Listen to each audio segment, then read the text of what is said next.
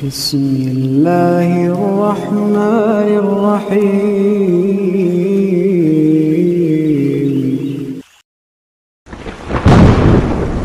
ইহুদি, Zionist, Israeli তিনটা আলাদা আলাদা নাম, অথচ ধর্ম তাদের একটি।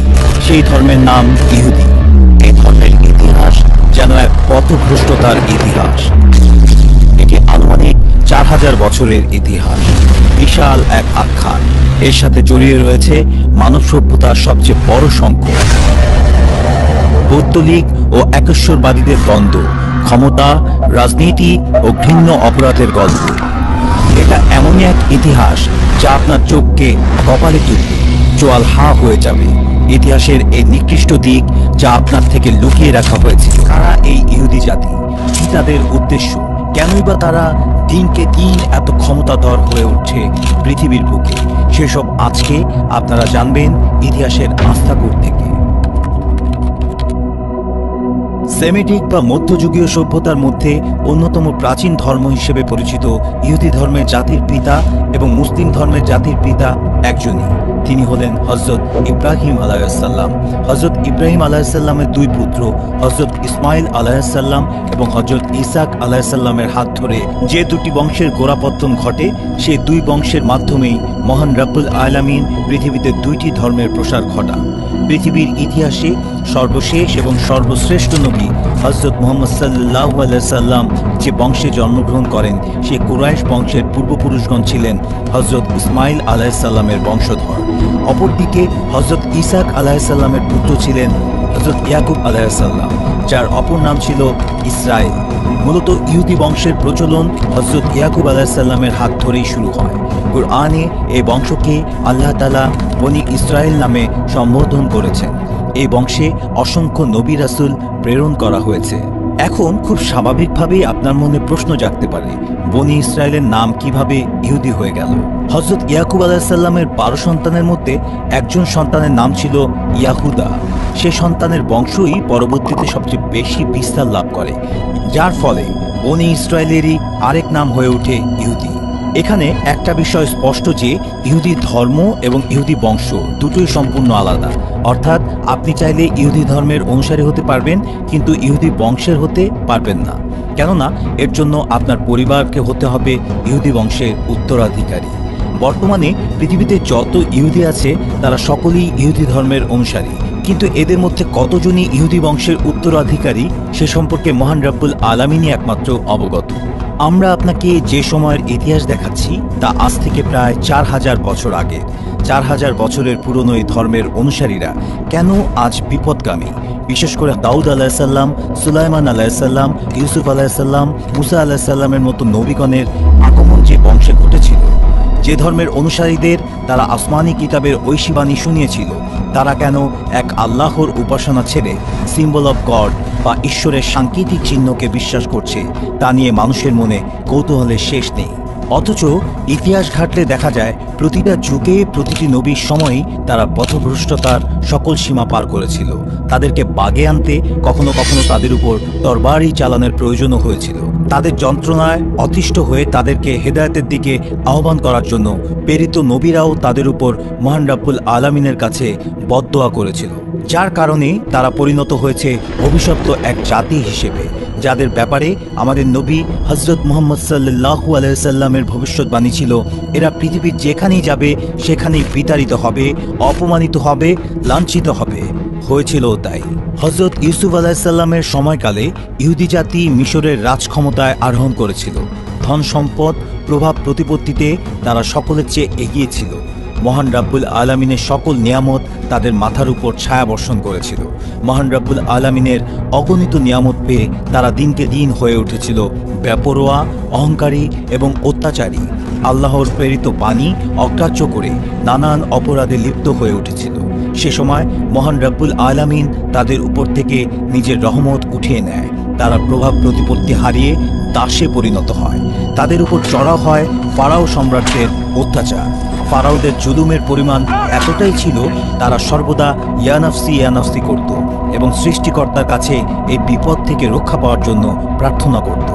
অবশেষে হযরত মুসা আলাইহিস সালামের আগমন এবং ফেরাউনকে নীল নদে ডুবিয়ে মারার মধ্য দিয়ে তারা মুক্তি পায়। কিন্তু কিছুদিন পরেই তারা আবার ফিরে যায় সেই পুরনো রূপে। এমনকি মুসা আলাইহিস সালামের জীবদ্দশাতেই গরু পূজার মতো গর্হিত কাজ করে বসে।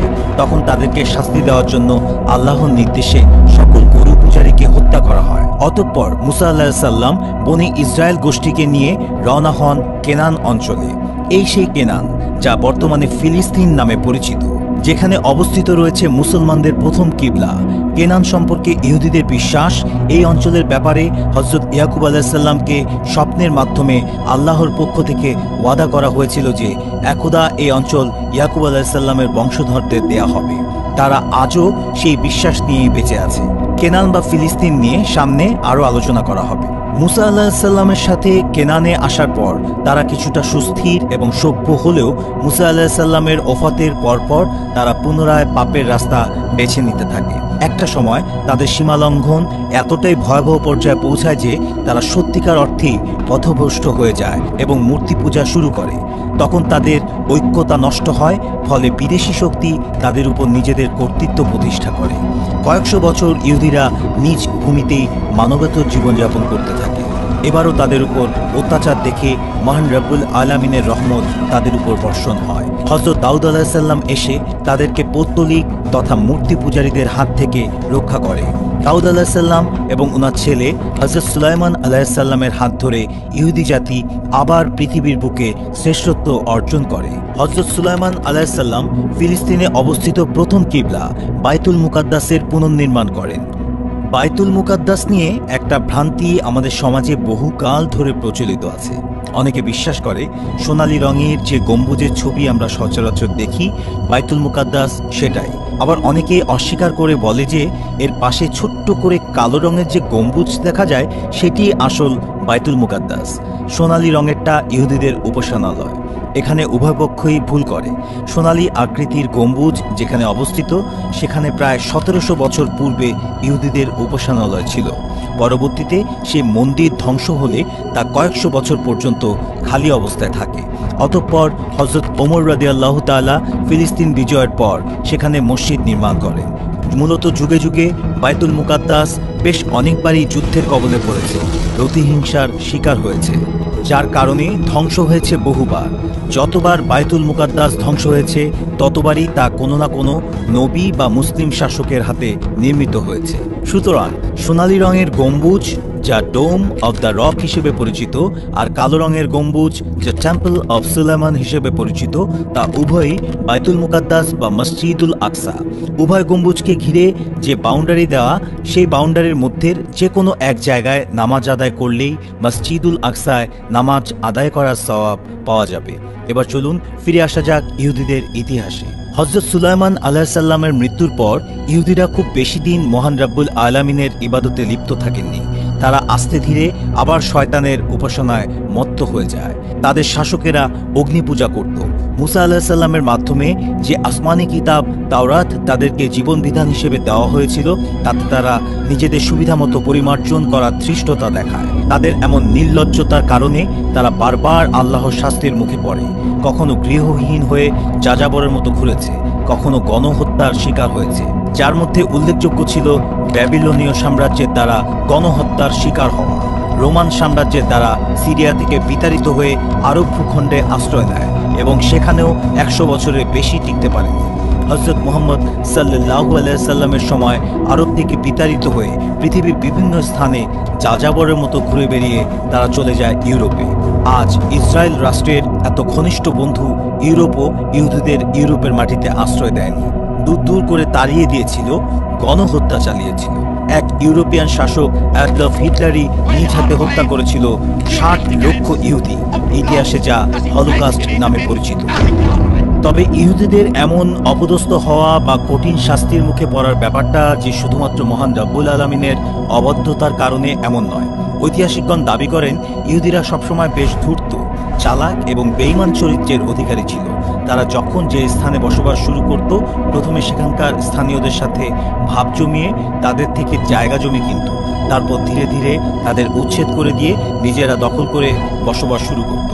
ইহুদি বংশের লোকেরা সাধারণত ব্যবসায়ী হতো এবং তাদের ব্যবসার কৌশল খুবই আধুনিক এবং সময়ের চেয়ে অনেক বেশি এগিয়ে থাকত, যার ফলে তারা যাযাবরের মতো ঘুরলেও অর্থ সম্পদের কোনো অভাব হতো না। সেই অর্থ কাজে লাগিয়ে তারা স্থানীয়দের উপর ছড়ি ঘোরাতো। তখন স্থানীয়দের চোখে, এমনকি সেসব স্থানের রাজাদের কাছেও তারা অপরাধী এবং বহিরাগত লুটেরা হিসেবে চিহ্নিত হতো আর বিতাড়িত হতো। যুগ যুগ ধরে বিভিন্ন রকমের ঘাত প্রতিঘাত সয়ে ইহুদিরা বুঝতে পারে যে যে কোনো সমাজে আশ্রয় নিতে গেলে এবং সে সমাজকে নিজেদের আয়ত্তে রাখতে চাইলে শিক্ষা এবং অর্থের কোনো বিকল্প নেই। কেননা একমাত্র শিক্ষিত ধনী ব্যক্তিদেরই যে কোনো সমাজের উঁচু স্তরে গ্রহণযোগ্যতা থাকে। তাই তারা অর্থ উপার্জনের পাশাপাশি শিক্ষার প্রতি অধিক গুরুত্ব দেওয়া শুরু করে। আজকে আমরা যে আধুনিক উন্নত প্রযুক্তির ইসরায়েল রাষ্ট্র দেখছি তা মূলত তাদের হাজার বছরের অধ্যবসায়ের ফলে সম্ভব হয়েছে। ইহুদিদের ইতিহাসের সবচেয়ে যুগান্তকারী অধ্যায় নিঃসন্দেহে ফিলিস্তিন দখল এবং সেখানে নিজেদের জন্য একটি স্বতন্ত্র রাষ্ট্র তৈরি করা। প্রায় 3000 বছর ধরে ইহুদিরা বিশ্বাস করে এসেছে যে সৃষ্টিকর্তা ইয়াকুব আলাইহিসসালামের মাধ্যমে তাদের জন্য একটি ভূখণ্ড বরাদ্দ করে রেখেছে, যে ভূখণ্ডের মালিকানা একমাত্র তাদেরই। সে ভূখণ্ডের নাম কেনান, যা বর্তমান ফিলিস্তিন এবং তার আশেপাশের কিছু অঞ্চল। ইহুদিদের এই বিশ্বাস এসেছে মূলত তাদের হাতে বিকৃত তাওরাত কিতাবের উল্লেখিত একটি ঘটনা থেকে, যেখানে বলা হয়েছে হযরত ইয়াকুব আলাইহিসসালামকে আল্লাহ তাআলা স্বপ্নের মাধ্যমে প্রতিশ্রুতি দিয়েছেন যে কেনান অঞ্চলের মতো পবিত্র ভূমি তার সন্তানদেরকে দেয়া হবে। এই ঘটনা তাদের কাছে জ্যাকব ল্যাডার ড্রিমস নামে পরিচিত। জ্যাকব ল্যাডার ড্রিমস থিওরিতে বিশ্বাসী ইহুদিরা যুগ যুগ ধরে যখনই বিপদের সম্মুখীন হয়েছে তখনই এই অঞ্চলে এসে জড়ো হওয়ার চেষ্টা করত। তারা এও বিশ্বাস করত যে পৃথিবী ধ্বংসের আগে সৃষ্টিকর্তার পক্ষ থেকে মসিয়া নামে একজন দূত এসে অবশ্যই তাদেরকে এই প্রমিস ল্যান্ডে থাকার ব্যবস্থা করে দেবে। সর্বশেষ 18 শতাব্দীতে ইহুদিরা যখন নিজেদের ধর্ম পরিচয় আত্মগোপন করে ইউরোপে বসবাস শুরু করেন, তখন থিওডোর হার্জেল নামে তাদেরই একজন ব্যবসায়ী ফিলিস্তিনিকে নিজেদের দখলে আনার লক্ষ্যে 1897 সালে জায়নবাদ বা জায়নিজম আন্দোলন শুরু করেন। তিনি ইহুদিদের স্বপ্ন দেখাতে শুরু করেন একদিন তারা তাদের সৃষ্টিকর্তার ওয়াদাকৃত অঞ্চলে বসবাসের সুযোগ পাবে। এই আন্দোলনকে যারা সমর্থন করে বা আন্দোলনের অংশ হিসেবে নিজেকে গর্বিত ভাবে তাদেরকে বলা হয় জায়নিস্ট। পরবর্তীতে ইসরায়েল যখন রাষ্ট্র হিসেবে স্বীকৃতি পায় তখন তারা থিওডোর হার্জেলকে ইসরায়েলের রাষ্ট্রের জাতির পিতা হিসেবে ঘোষণা করে। 1897 সালে শুরু হওয়া জায়নিজম আন্দোলনের ফলে ইহুদিরা নতুন করে প্রস্তুতি শুরু করে আরবে প্রবেশে। পূর্বেই উল্লেখ করেছিলাম ইহুদিরা ব্যবসায়ী এবং পণ্য বিক্রির অসাধারণ কৌশল রপ্ত করার কারণে আর্থিকভাবে কখনোই তারা অসচ্ছল ছিল না। তার উপর শিক্ষার প্রতি অধিক গুরুত্ব দেওয়ার ফলে শিক্ষা এবং গবেষণাতেও তারা বেশ উঁচু স্তরের সফলতা লাভ করে, যার ফলে ইউরোপের সাধারণ ইহুদিরা কোণঠাসা হয়ে থাকলেও উচ্চশিক্ষিত গবেষক এবং ব্যবসায়ী ইহুদিরা মোটামুটি বিভিন্ন দেশের গুরুত্বপূর্ণ পদে আরোহণ করতে পেরেছিল। তারা শুধু গুরুত্বপূর্ণ পদ দখল করেই থেমে যায়নি, নিজেদের আলাদা এক আবাসনের জন্য ভিতরে ভিতরে সব ধরনের প্রচেষ্টা চালিয়ে যাচ্ছিল। ইউরোপের সর্বোচ্চ পর্যায় থেকে মোটামুটি সিদ্ধান্ত নেওয়া হয়েছিল তাদেরকে আফ্রিকার উগান্ডায় বসবাসের ব্যবস্থা করে দেওয়া হবে। ঠিক এমন সময় ইহুদিদের জন্য শাপে বর হয়ে আসে প্রথম বিশ্বযুদ্ধ। প্রথম বিশ্বযুদ্ধের আগে যুক্তরাজ্য নিজেদের অস্ত্রকে সুরক্ষিত রাখতে এক ধরনের গ্লিসারিন ব্যবহার করত, যা আসতো মূলত জার্মান থেকে। কিন্তু বিশ্বযুদ্ধের সময় জার্মানি যুক্তরাজ্যের বিপক্ষে থাকলে তারা গ্লিসারিন সাপ্লাই বন্ধ করে দেয়। এতে যুক্তরাজ্য বিপদে পড়ে যায়। এমন পরিস্থিতিতে যুক্তরাজ্যকে সাহায্য করতে এগিয়ে আসে একজন ইহুদি গবেষক এবং ব্যবসায়ী। তার নাম চাইম ওয়াইজম্যান। তিনি ছিলেন জায়নিজম আন্দোলনের অন্যতম গুরুত্বপূর্ণ সদস্য। চাইম ওয়াইজম্যান অস্ত্র সুরক্ষিত রাখতে গ্লিসারিনের বিকল্প হিসেবে অ্যাসিটন নামে এক ধরনের পদার্থের আবিষ্কার করে দেন যুক্তরাজ্যকে। এছাড়াও বিশাল আর্থিক সহায়তা দেন। ওয়াইজম্যানের এমন অভূতপূর্ব সাহায্যে যুক্তরাজ্য এবং তার মিত্ররা অনেক বেশি খুশি হন এবং যুদ্ধের পর তারা ওয়াইজম্যানকে পুরস্কৃত করতে চান। তখন ওয়াইজম্যান জানান তার জন্য একমাত্র পুরস্কার হবে তাদের প্রমিস ল্যান্ড অর্থাৎ ফিলিস্তিনে তাদেরকে বসবাসের সুযোগ করে দেয়া। ওয়াইজম্যানের এমন মোক্ষম চালে ইউরোপ কাবু হয়ে পড়ে এবং ইহুদিদের উগান্ডায় পাঠানোর সিদ্ধান্ত থেকে সরে এসে ফিলিস্তিনে বসবাসের ব্যবস্থা করে দেওয়ার ষড়যন্ত্র শুরু করে। ফিলিস্তিন ছিল সে সময় উসমানী সালতানাতের অধীনে। প্রথম বিশ্বযুদ্ধে পরাজয়ের ফলে তুরস্কের ক্ষমতা তখন একেবারে নিঃশেষ হয়ে গিয়েছিল। সেই সুযোগের সদ্ব্যবহার করে ধাপে ধাপে ফিলিস্তিনে প্রবেশ করতে থাকে ইহুদিরা। প্রথমে তারা ফিলিস্তিনিদের কাছ থেকে ঘর ভাড়া করে নিয়ে থাকা শুরু করে, তারপর বেশি দামের লোভ দেখিয়ে সেসব ঘর কিনে নিতে থাকে। দ্বিতীয় বিশ্বযুদ্ধে জার্মানির পরাজয়ের পর পুরো পৃথিবীর একচ্ছত্র ক্ষমতা যখন ইউরোপীয়দের হাতে চলে আসে, তখন ইহুদিরা তাদের আসল চেহারা দেখাতে শুরু করে। সংখ্যায় সামান্য হলেও তারা স্থানীয় ফিলিস্তিনিদের উপর জোর খাটিয়ে দখল শুরু করে। সে সময় ফিলিস্তিনিরা ইহুদিদের উচ্ছেদ করা শুরু করলে সঙ্গে সঙ্গে আমেরিকা এসে হস্তক্ষেপ করে এবং সিদ্ধান্ত হয় পুরো ফিলিস্তিনের 55 জুড়ে থাকবে ফিলিস্তিনিরা, বাকি 45 ভাগ জুড়ে থাকবে ইহুদিরা। আমেরিকার এমন সিদ্ধান্তে ফিলিস্তিন সহ গোটা আরব বিশ্ব রাগে ফেটে পড়ে। 12 কোটি ফিলিস্তিনির জন্য 55 জায়গা রেখে মাত্র 6 লাখ ইহুদির জন্য 45 জায়গা বরাদ্দ করে দেয়া কত বড় ধৃষ্টতা এবং কূটনীতি চাল তা বলার অপেক্ষা রাখে না। জাতিসংঘের মাধ্যমে এই সিদ্ধান্তের বৈধতা দেওয়ার পরপরই ইহুদিরা নিজেদের অধিকৃত অঞ্চলকে ইসরায়েল নামে আলাদা রাষ্ট্র হিসেবে ঘোষণা দেয়। নব্য গঠিত এই রাষ্ট্রের প্রেসিডেন্ট হন চাইম ওয়াইজম্যান। ইসরায়েল রাষ্ট্র ঘোষণা হওয়ার 6 মিনিটের মাথায় আমেরিকা তাদেরকে স্বীকৃতি দিয়ে দেয়। এভাবেই একটা স্বাধীন ও সার্বভৌম রাষ্ট্রের স্বাধীনতা ছিনিয়ে নিয়ে নিজেদের দখলদারিত্ব প্রতিষ্ঠা করে ইহুদি তথা ইসরায়েল। এইটা মোটামুটি একটা বিস্ময়কর বিষয় যে 1948 সালে প্রতিষ্ঠিত হওয়া একটি রাষ্ট্র এত দ্রুত কিভাবে সামরিকভাবে, আর্থিকভাবে এবং প্রযুক্তিগতভাবে শ্রেষ্ঠ হয়ে উঠল। খুব গভীরভাবে যদি আমরা ইহুদিদের ইতিহাসের দিকে আলোকপাত করি, তাহলে মূল 4টা কারণ উঠে আসে, যেসব কারণের দ্বারা 75 বছর বয়সী ইসরায়েল পৃথিবীর হর্তাকর্তায় পরিণত হয়েছে। নাম্বার 1, অর্থনৈতিক সক্ষমতা। ইহুদিরা কিন্তু একদম শুরু থেকেই ব্যবসায়ী ছিল। ব্যবসার ক্ষেত্রে তাদের সাথে পেরে ওঠা কোনো যুগেই কারো পক্ষে সম্ভব ছিল না। ব্যবসায় তাদের নানান কৌশল এবং হঠকারিতার প্রমাণ পাওয়া যায় ইতিহাসে। পৃথিবীর ইতিহাসে প্রথম সুদযুক্ত লেনদেনের ব্যবস্থা ইহুদিদেরই আবিষ্কার।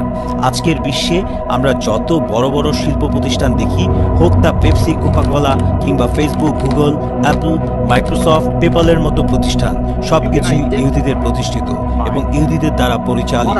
সুতরাং অর্থনৈতিক বিশাল সক্ষমতাই তাদের এত দ্রুত শক্তিশালী হওয়ার পেছনের অন্যতম একটি কারণ। নাম্বার 2, শিক্ষা। শত শত বছর ধরে যাযাবরের মতো পৃথিবীর এই প্রান্ত থেকে ও প্রান্তে ঘুরে বেড়ানো ইহুদিরা একটা জিনিস খুব ভালোভাবেই উপলব্ধি করতে পারে যে কোনো সমাজে স্থায়ী হওয়ার জন্য শুধুমাত্র অর্থ থাকলেই হবে না, থাকতে হবে সর্ববিষয়ে জ্ঞানের আলো। তাই তারা হাজার হাজার বছর ধরে যেখানে যে অবস্থাতেই থাকুক না কেন, শিক্ষা এবং গবেষণা থেকে বিরত থাকেনি। তাই ছড়িয়ে ছিটিয়ে থাকলেও ইহুদিদের কেউ না কেউ সবসময় কোনো না কোনো সমাজের নেতৃস্থানীয় আসনে বসেছিল শুধুমাত্র মেধার জোরে।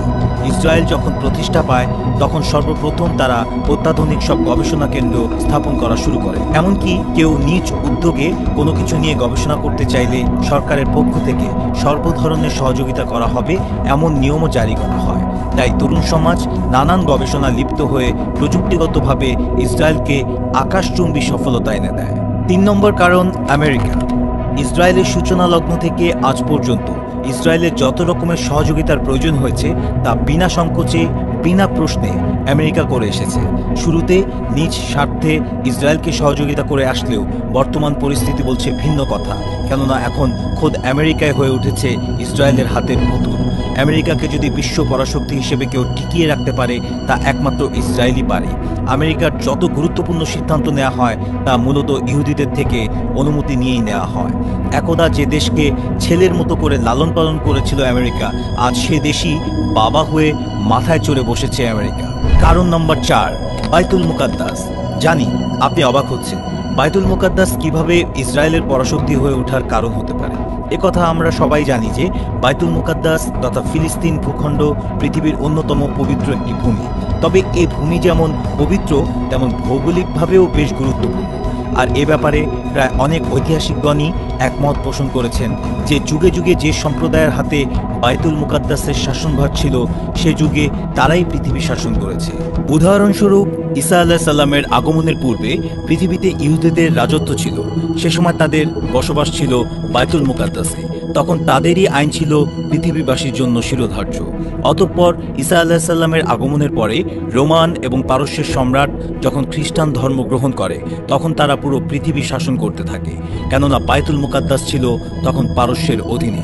হযরত মুহাম্মদ সাল্লাল্লাহু আলাইহি সাল্লামের আগমনের পর মুসলমানরা যখন বাইতুল মুকাদ্দাস জয় করে তখন অর্ধ বিশ্বে মুসলমানদের পতাকা উড্ডয়ন ছিল। এভাবে ঘটনা পরিক্রমায় যখন যে গোষ্ঠী বা ধর্মের অনুসারীদের হাতে বাইতুল মুকাদ্দাস ছিল তখন তারাই পৃথিবীর হর্তাকর্তায় পরিণত হয়েছিল। তাই তো হাজার হাজার বছর ধরে বাইতুল মুকাদ্দাসকে ঘিরে এত লড়াই, এত যুদ্ধ সংঘটিত হয়ে এসেছে। তাই ঐতিহাসিকগণের সাথে একমত হয়ে একথা বলাই যায় যে বাইতুল মুকাদ্দাসের অধিকার ইসরায়েলকে সুপার পাওয়ারে পরিণত করার পেছনে আলাদা ভূমিকা পালন করেছে। অনেকেই হয়তো ভেবে বসে আছেন যে ইসরায়েলের এত ষড়যন্ত্র, এত দাঙ্গা হাঙ্গামা শুধুমাত্র ফিলিস্তিনকে পূর্ণ কব্জা করার জন্যই বুঝি। যারা এই ধারণা পোষণ করেন তারা এবার চমকে উঠবেন ইসরায়েলের আসল চেহারা দেখে। কেননা যে ইসরায়েল অল্প দিনেই ফিলিস্তিনের ৮০% অঞ্চল দখল করে নিজেদের রাষ্ট্র প্রতিষ্ঠা করে ফেলেছে, তাদের কাছে বাকি ২০% দখল করা কোনো ব্যাপারই না। কিন্তু তারা এইটুকু অঞ্চল কখনোই সম্পূর্ণ দখল করবে না, কারণ তাদের নিত্য নতুন অত্যাধুনিক যত অস্ত্র তৈরি হচ্ছে তার পরীক্ষা নিরীক্ষার জন্য এর চেয়ে ভালো কোনো অপশন তাদের হাতে নেই। যে কোনো ধরনের গিনিপিগ পরীক্ষা চালানোর জন্য তারা এই অঞ্চলে মুসলিম বসতি ধরে রাখবে এবং নানামুখী নির্যাতন চালিয়ে যাবে। এখন প্রশ্ন আসতে পারে, তাহলে ইসরায়েলের উদ্দেশ্য বা ভবিষ্যৎ পরিকল্পনা কি? ইসরায়েলের ভবিষ্যৎ পরিকল্পনা হচ্ছে সমগ্র পৃথিবী শাসন করা, শয়তানের রাজত্ব কায়েম করা। ইহুদিরা অপেক্ষা করছে দাজ্জালের আগমনের, যাকে তারা মসিহা নামে স্মরণ করে। তারা বিশ্বাস করে এই মসিহা আগমন করে সমগ্র বিশ্ব দখল করে নেবে এবং তার শাসনভার ইহুদিদের হাতে তুলে দেবে। বস্তুত ৪০০০ বছরের পুরনো এই ধর্মের পূজারীরা সবসময় পথভ্রষ্ট ছিল। যুগে যুগে মহান রব্বুল আলামিন এদেরকে সৎ পথে ফিরিয়ে আনতে অসংখ্য নবী রাসূল প্রেরণ করেছেন, অথচ তারা বেশি দিন সৎ পথ অবলম্বন করেনি। নবীর জীবদ্দশায় তাদের বিরুদ্ধাচারণ, এমনকি নবী হত্যার মতো জঘন্য পাপও তারা করেছিল। হযরত ঈসা আলাইহিস সালামকেও তারা হত্যার চেষ্টা করেছিল, যিনি পরে আল্লাহ তাআলার অশেষ কুদরতে আসমানে উঠে গিয়েছিলেন। মানবজাতির জন্য বিস্ফোরা হয়ে দেখা দেওয়া এই ইহুদি ধর্মের অনুসারীদের বিরুদ্ধে প্রতিবাদ গড়ে তোলা এখন সময়ের দাবি হয়ে দাঁড়িয়েছে।